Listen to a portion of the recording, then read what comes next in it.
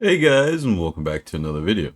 And today I wanted to talk about combat ships, fighters specifically, because in Star Citizen, the flight model is changing, and so is the combat meta. Okay, CIG has talked a lot about master modes, and they have announced that it will be coming in 323 or is slated to. Okay, so what is master modes? Well, master modes is kind of a separation between your standard uh, flight mode and your quantum mode. Okay, so you'll have a standard combat mode where you'll do all of your fighting in, and then you'll have a nav mode where you'll be able to unlock higher speeds and go into quantum travel. Okay, so uh, what does that mean for the way combat happens in Star Citizen? Well, aside from master modes, the flight model is also being changed. Now, in 323, CIG hasn't said anything about atmospheric control surfaces or the rebalance to acceleration. So the way that acceleration is going to handle is that CIG is removing tricording and changing the acceleration curve to a kind of egg-shaped bubble. So these are huge changes coming to the game for combat and all of the ships on this list. So I thought it would be a good time to talk about them. Okay, what are they? What are their classes and categories? What are their roles in the game? And what you should expect from them. Okay. You guys let me know in the comments down below if I've missed anything. I want to hear your opinions on this new change with master modes, with the flight model, and I want to make a completely separate video about the weapons changes as well. There's definitely a lot of stuff happening this year and beyond with combat, and it's something that we can kind of test out right now because master modes is available in Arena Commander. So if you guys are new to the game, or if you guys have been playing it for a while, go check it out in Arena Commanders. Here we have four main ships. Okay, we have the Fury, and the Fury comes in two versions: a weapons version that has 4 guns, and then a missile variant that has no guns and all missiles, and also has a blast shield over the canopy. As you can see, the Fury, 7 meters long. It has a very compact form factor for the weapons loadout that it has small shields, and it has no quantum drive. So this ship right here is kind of in a really unique position, and technically, if you compare it with these other ships, the M50 and Razor technically aren't snub fighters. M50 is a race ship, interceptor. So let's get straight into those. So the M50 is kind of in this category because of its size, its weapons loadout, and kind of the way it fights. It's not a snub fighter. Again, a lot of people see it as interceptor. Is a racing ship. It is a huge pain in the butt to fight with because it is so maneuverable. It's one of those ships that I think used in combat can be extremely effective. Okay, because of its small footprint, it does have a quantum drive. The M50 is a very capable ship, and similar to the Razor here, I think the Razor is also a good ship, kind of in line with the M50.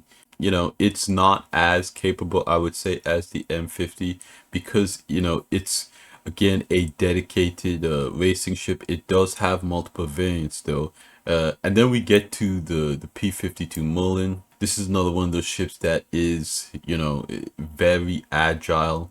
This does not have a quantum drive, so you do have to take it everywhere you go. It is a dedicated snub like the Fury. I think in a fleet situation, Furies and Merlins make a lot of sense. And I think it's kind of an interesting thing to talk about, because when you have carrier ships and a lot of these fighters don't really need quantum drives anymore. They will be on a larger ship that's carrying multiple ships. Then it kind of makes a lot of sense to have these kind of snubs swarming around a battlefield, putting down a lot of DPS, and then going back to the mothership. Now, that makes sense for us to kind of move on to the light fighters. These are ships that all have quantum drives, so they don't need a dedicated carrier ship to get around, but it is an advantage in larger star systems, as you know, CIG brings out star systems like Pyro. These ships are not going to have the range to jump around that entire star system and do missions and, you know, fight in large fleet scenarios. They also have a small enough footprint to be carried around on a carrier. First off here, I have the Buccaneer. Now, the Buccaneer, by many standards, by a lot of people, is considered a medium fighter because of its performance and weapons. But because of its size, I kind of feel like it sits better in kind of a light fighter role. It is you know, designed to be on a carrier in a fleet with the Kraken. I think it's not a bad ship. It's just kind of in a weird place. I think if if you outfit it with a big gun, it can be, you know, very dangerous. It can put down the DPS. It is also still very fast. And right now, the Arrow is kind of like the dedicated light fighter ship that a lot of people gravitate towards because it has good DPS, it has great maneuverability, it is small enough for most situations. I think you know, it does have a jump drive, but in a fleet situation, I think the Arrow is also another great contender. You know, it's in those line of ships that I think a lot of players are, you know, it is going to make sense for a lot of players because it's also pretty affordable. It is cheaper than the Buccaneer, honestly, so a lot of people gravitate towards it. Then we have the Blade. The Blade is kind of the other sort of meta combat fighter ship here. It does have you know, blades in its wings here that are retractable, kind of where it gets its name from. You kind of fly it like you're on a motorcycle. It's a very unique design. It is the first Vandal ship in the game to get the design rework. The other Vandal ships have not been updated yet. I think CIG said that they're gonna update the other Vandal ships when Squadron 42 comes out, so that's pretty good. So we have a limited time with the old designs left, but those old designs are really starting to look dated. If you compare them side by side next to the Blade is a very cool ship. And we have the Hawk. The Hawk is kind of a dedicated bounty hunting ship. It has a prisoner pod in the back. It is very agile. It kind of transforms when it goes down to land. Visibility is pretty good.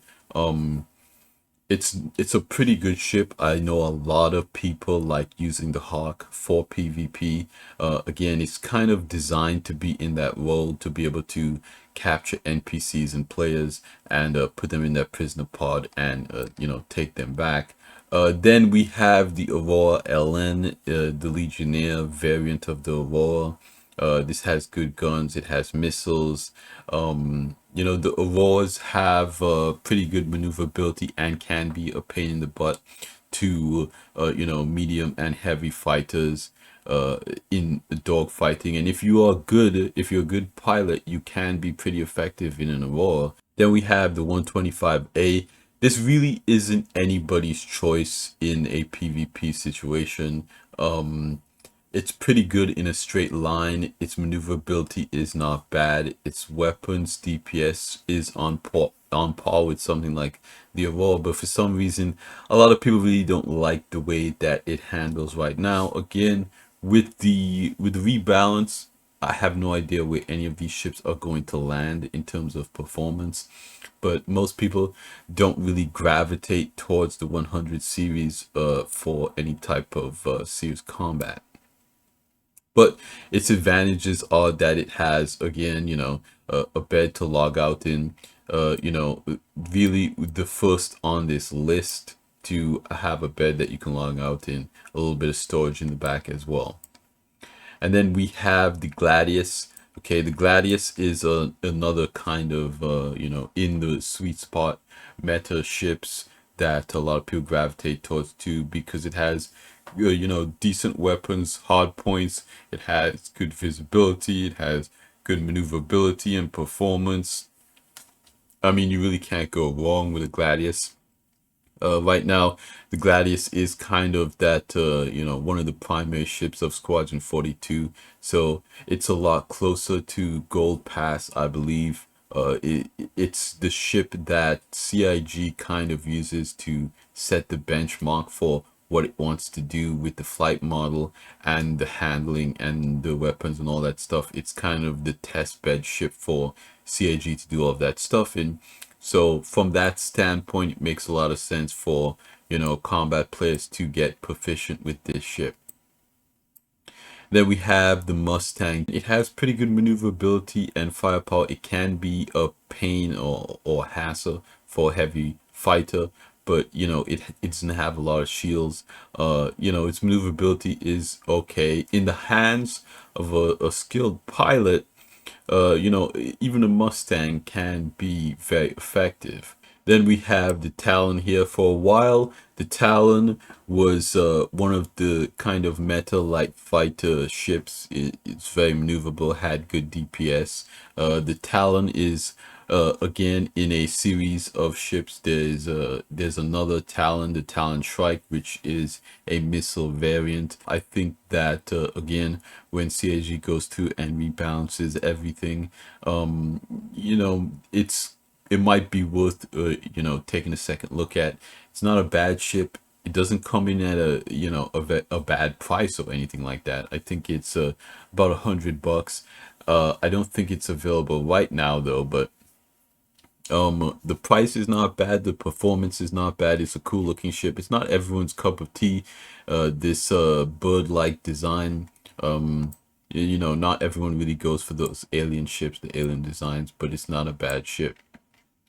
Okay, then we are moving on to the Reliant Tanner and the Reliant series. But the Reliant series it has, pretty good weapons loadout. They are fairly maneuverable, but the only problem is they have they have a flat cross section, but it is fairly wide. So it's kind of a target if you're not a skilled pilot. Again, you look at the profile of some of these ships, and what's really beneficial to a lot of the light fighters is, again, their small profile. They're kind of hard to target to. Okay, the Reliant series, many of them have beds to log out in. They have a pilot and a co-pilot, but there's no turret. So the co-pilot doesn't really have much to do in a combat scenario, but it's not a bad ship. I know a lot of people that really like these. Then we have the Eclipse. The Eclipse, you see them a lot. NPCs use these. They can be a pain in the butt to deal with. They have torpedoes. They're designed to be torpedo bombers. Strictly speaking, they do make good fighters, so you do see people using them a lot for PvE and PvP. Because again, one of those torpedoes and your day's over. So from that standpoint, they can be very effective. Then we have the tried and true Hornet series. Now, there are a lot of different Hornet variants, and the Hornet has probably the most customizability in terms of weapons loadouts of any combat ship on this list. But the Hornet also has a military variant, the F7A, that is not available to players right now.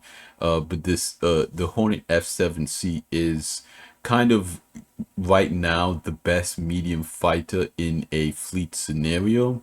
So a lot of people look at the Arrow as kind of the best light fighter for kind of like a solo scenario. but in a fleet, a fleet of Hornets can be very effective. When they team up together. So in a group, if you're playing with a bunch of friends or org or something like that, the Hornets can be a good way to go. Then we have the Avenger Titan. Now, the Avenger Titan is one of those ships that I think is very interesting because, again, it has a bed to log out in. It has, cargo in the back. Some kind of put it in the light fighter category. I would kind of, lean towards the medium fighter category here. It does have pretty good DPS, and with the weapons changes, it is presumably getting larger guns. So we'll see where the Avenger Titan lands, but it's gonna be I think this is gonna be a very interesting ship to keep your eyes on. Again, the ship is a pretty good price right now. The Titan offers a lot of value for the price. It's coming in about $60 compared to the Arrow 75 and the Gladius is 90, and they don't have cargo or beds to log out in. The Titan is a lot of people's, go-to ship. It's great for PvE content and even a little bit of PvP. You also see a lot of NPCs using Titans. Then we have the Saber. The Saber is a pretty good ship. The Saber is one of those ships that, CIG is getting ready to go to gold standard. I believe it's, going to be in Squadron 42 as well. It's one of the ships that they use for the medium ship size metric. So you will see it, in the concept art for the Polaris. It's just kind of the size ship that would fit in one of those small hangars.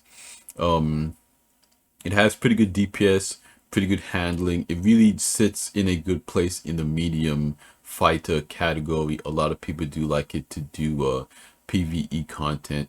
It's a good all-around ship. It does have the other variants, the Saber Comet and the Saber Raven, which is an exclusive ship. It's not really available anymore. It's kind of like it has an EMP and that type of stuff, kind of digital warfare style ship.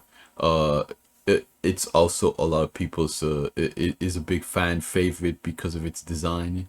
It's a very cool looking ship. But the standard Saber, you really can't go wrong with it. It's a good choice for PvE content. It is a bit on the pricey side.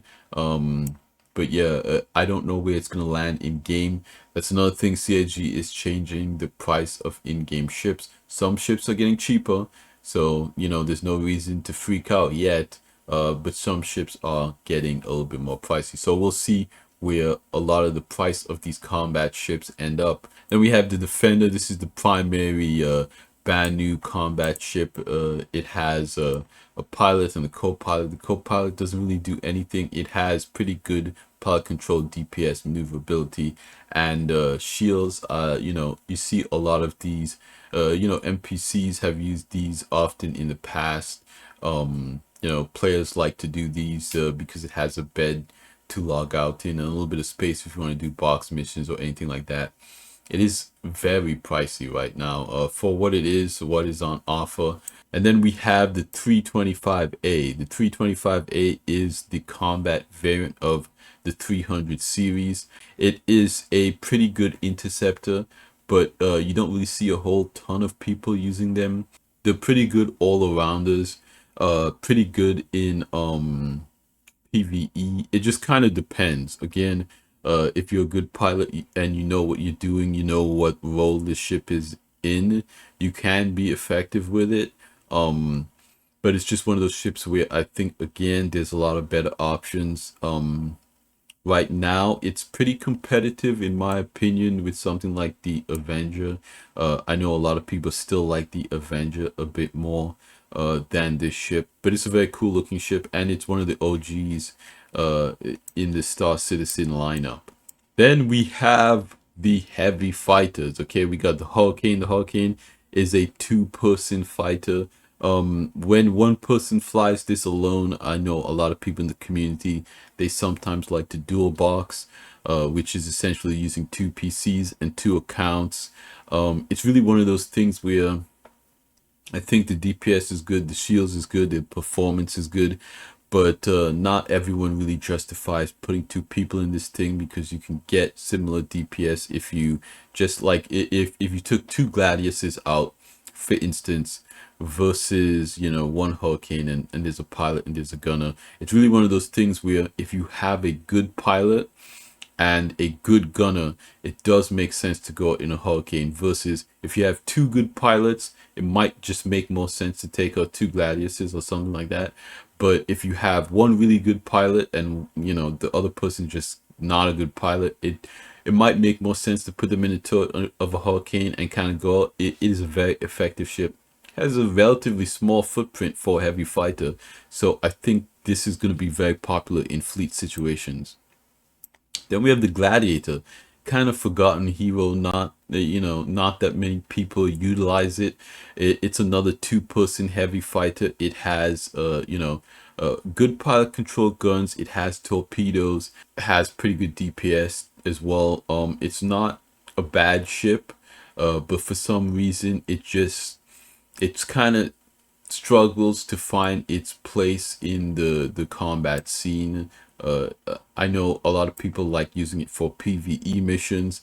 I think on paper the Gladius should be one of the meta ships out there that a lot of people like to use, but it's just not. And then we have the Scorpius. The Scorpius is very popular. Is another two-person heavy fighter. It has a lot of DPS. It has good shields. It actually has good maneuverability. Its major downside is that it has a pretty big cross section with those wings, and if the wings get shot off, then the pilot loses DPS. The turret is a unique turret because it's on a rail system, so the turret gunner can slide backwards.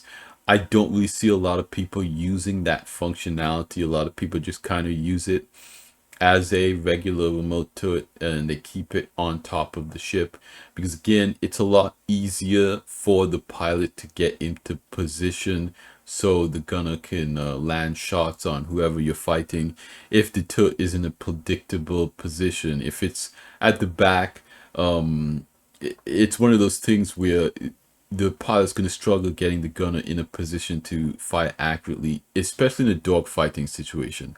I think these rear mounted turrets are a lot better in industrial ships, because industrial ships are more than likely running away. So having a rear firing gun makes a lot of sense. As you're running away, you have someone in the turret firing backwards at the person that's shooting at you.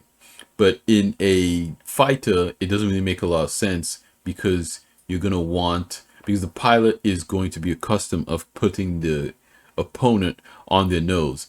Then we have the new hotness. Okay, this is the ship that a lot of people were excited about at the end of last year. CIG announced that they were making it available. They had this whole event around this golden ticket event. This ship has a lot of DPS. It has a lot of shields, hull strength. It is a single person heavy fighter, and it has similar DPS to something like the Scorpius and the Hurricane. It has a ton of guns. For a lot of people, this ship is kind of the ultimate PvE machine. But a lot of people like the Lightning. The Lightning is a very effective heavy fighter. Okay. Then we have the Inferno. The Inferno is a part of a series as well. The Ares Inferno and the Ares Ion. So the Inferno is the ballistics weapon platform version of this ship, and then the Ion is the energy weapon platform version of this ship. So yeah, this is a really cool heavy fighter. I know a lot of people really like it. There was a lot of drama with this series of ship, because when it came out, it was kind of what everybody wanted in like a sniper spaceship, especially with the Ion. You would be able to kind of one shot people from a pretty good range. I think the concept of this sniper spaceship is a really interesting one, but again, for dog fighting, it's you know, a little bit problematic because these ships are very expensive with real money. So you know, there is that type of impression that somebody could just go out and buy these ships and just, you know, start one-shotting people. So it's designed specifically to go up against capital ships, to go up against larger ships, to have that DPS to deal with, you know, ships like the Valkyrie and the Hammerhead and whatnot. Those kind of corvettes, I think, are in a sweet spot for this kind of heavy fighter. It does have missiles as well. It is a single seater. It's a beautiful ship. It is one of my favorite designs in the game. I think Crusader is really knocking it out of the park design wise. But yeah, the Ares Inferno is a cool one. Then we have the two alien ships here. We have the Glaive and the Sight. Starting with the Glaive, this is, both of these ships have the older alien design for the Vanduul, and as you can see here, they do look quite dated at this point.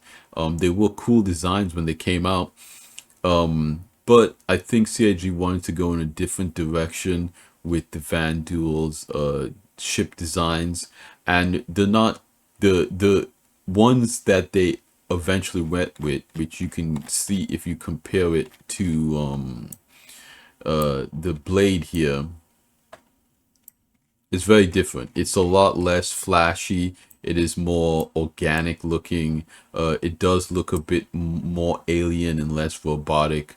There are less exposed structural aspects, I think, you know, with the lighting. And again, I think CIG wanted to go with a lot more organics with the alien designs moving forward. Very cool ships. The alien ships are, you know, very unique in Star Citizen, and a lot of people like them. And then we have the Vanguard Harbinger. This is the biggest heavy fighter of them. This is also a series of ships. There are, you know, missile variants, digital warfare variants, and it, you know, it has guns on the nose and kind of a chin gun here. It is also a two-person heavy fighter. You have a turret on top that adds to that DPS. It does have, you know, a bed to log out in. It has bathroom. It has, you know, weapons lockers. It has suit lockers. It has a lot of decent creature comforts in it to you know, make it a ship that a lot of people gravitate towards too. And these can be very effective in fleet situations. I think a lot of people do like the Vanguard series. But yeah, that's kind of my list here. Let me know if I missed out on any ships. I think the combat ships, we do have a lot of them. You know, this was a little bit longer video. I don't want to keep you guys for much longer. I'm excited for the weapons rework, the components rework, the flight model rework, master modes, all of that stuff kind of slated for sometime this year. This is gonna be a huge year for Star Citizen, and especially for combat. So let me know what you guys think. How are you feeling about the combat ships? Have you been getting in Arena Commander and testing out master modes? I want to hear from you guys. I love talking to you guys in the comments down below. But that's gonna be it for me here today, you guys. Like I always say at the end of these videos, like the video if you liked it, subscribe if you want to see more, and I'll see you guys in the next one. Salute.